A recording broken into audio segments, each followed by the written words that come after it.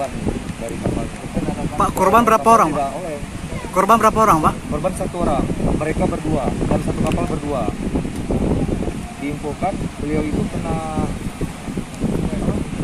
kemudinya itu terhantam ke badan beliau, makanya jatuh beliau, jadi tidak bisa menyelamatkan diri. Laporan baru diterima oleh pihak kemudian sekitar jam berapa? Sekitar jam 12.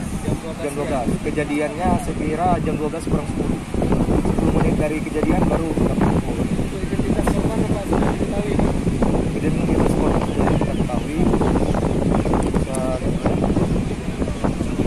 Namanya DPP, laporan dasar sudah ada ya, saya laporkan ke Pak Kapolres ya. Namanya DPP, umurnya 40 tahun Pak ya, 9 tahun, Desa Laka, Kecamatan Polres. Dan saksinya pun namanya ada nih satu kapal sama beliau, Safar. Umurnya kira-kira 45 tahun, kerjaan laut juga, alamat Desa Laka, Kecamatan Polres. Kejadian terjadi apa tindakan dari pihak kepolisian ini? Kerjasama dengan Unsur Mustika dan Basarnas turun BPBD turun ke lokasi untuk mencari korban.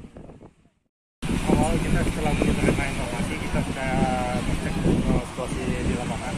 Untuk saat ini kondisi cuaca dengan tidak bersahabat, tapi kita betul sudah berupaya bersama rekan-rekan lain dari unsur dari Polsek juga dari Babinsa agar untuk pencarian mungkin kita lebih fokuskan ke darat dulu.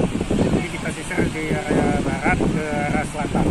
Untuk pencarian ke arah laut mungkin dengan kondisi alam yang tidak memungkinkan, kami abaikan dulu sampai situasi memang betul aman.